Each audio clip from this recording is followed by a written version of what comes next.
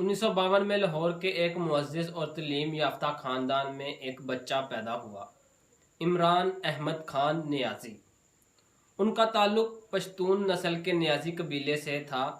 वालिद इकरामुल्लाह खान एक इंजीनियर थे और वालदा शौकत खानम एक पुरवकार घरेलू खातून। बचपन खामोश मगर खुद एतमादी से भरपूर था। बचपन से ही उनमें एक मुख्तलिफ चमक थी, जैसे कोई ख्वाब दिल में छुपाए बैठे हों। इमरान ने इब्तदाई तालीम लाहौर के एचिसन कॉलेज से हासिल की, फिर बरतानिया के रॉयल ग्रामर स्कूल और ऑक्सफोर्ड यूनिवर्सिटी से फ़लसफ़ा, सियासत और मुआशियात में डिग्री हासिल की। मगर उनकी असल दिलचस्पी किताबों से ज़्यादा मैदान में थी। क्रिकेट का मैदान। इंग्लैंड में तालीम के दौरान ही वो क्रिकेट में महारत हासिल करते गए और जल्द ही खुद को साबित कर दिखाया।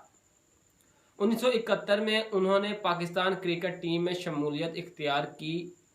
जल्द ही उनकी फास्ट बॉलिंग, जारहाना मिजाज और कायदाना सलाहियत ने उन्हें टीम का मरकजी स्तून बना दिया।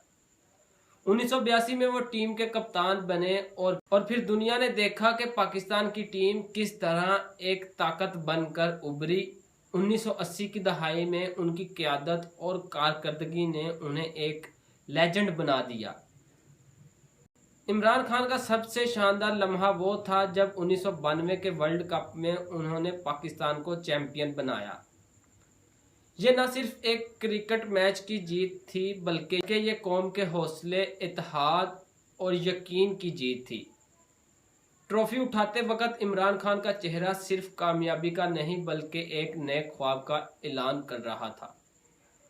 1992 के बाद इमरान खान ने क्रिकेट से रिटायरमेंट ले ली और अपनी वालदा की याद में एक कैंसर अस्पताल बनाने का ऐलान किया, जो गरीब और अमीर के दरमियान फ़र्क ना करे। मुश्किल सफ़र था, लोग हंसते थे, शक करते थे, मगर वो डटे रहे। 1994 में शौकत खानम मेमोरियल कैंसर अस्पताल का इफ्तिताह हुआ।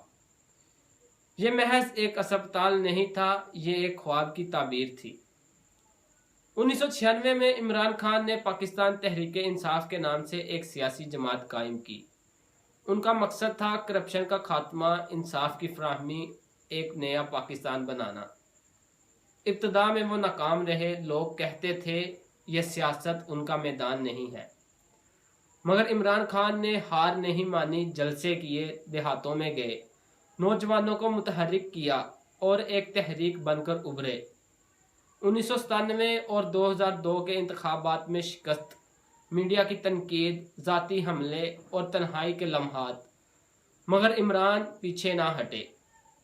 उन्होंने पार्लियामेंट में भी वो वक्त गुजारा, अदालती निज़ाम पर भी आवाज़ उठाई और अपनी पार्टी को आहिस्ता आहिस्ता मजबूत किया। उनकी सियासत एक काफिला बनती गई, ख़ास तौर पर नौजवान नस्ल की उम्मीद। 2018 के इंतखाबात में तहरीक इंसाफ ने तारीखी कामयाबी हासिल की और इमरान खान पाकिस्तान के 22वें वज़ीर आज़म बने। उन्होंने रियासत मदीना के उसूलों पर चलने, करप्शन के खात्मे, तलीम व सेहत में बेहतरी और खुददार खारजा पॉलिसी का वादा किया। चैलेंजेस बहुत थे, मौशियत कमज़ोर थी, निज़ाम पुराने, अपोजिशन सख्त, मगर इमरान खान ने जद्दोजहद जारी रखी। 2022 में एक सियासी बहरान ने उन्हें इक़्तिदार से बाहर कर दिया। तहरीक अदम एतमाद कामयाब हुई और वो वज़ीर आज़म ना रहे, मगर उसके बाद उनकी अवामी मकबूलियत में इजाफा होता गया। जलसे फिर से बढ़ने लगे, नौजवान दोबारा निकले और इमरान खान वापस आएगा का नारा हर तरफ गूंजने लगा। 2023 और 24 में उन पर दर्जनों मुकदमात बने, गिरफ्तारी हुई, पार्टी पर पाबंदियां लगीं, सोशल मीडिया बंद हुआ और बहुत से करीबी साथी छोड़ गए। मगर इमरान खान ने हार तस्लीम ना की। वो अदालतों में पेश होते रहे, कौम से पैगामात देते रहे और अपने बयानिए पर कायम रहे। 2025 में इमरान खान कैद या नज़रबंद होकर भी सबसे ज़्यादा मकबूल सियासी रहनुमा हैं। उनकी सियासत अब सिर्फ पार्लियामेंट की सियासत नहीं बल्कि एक नज़रिया बन चुकी है। वो खुद कह चुके हैं, मैं हार नहीं मानता, میں قوم کے لیے آخری دم تک لڑوں گا۔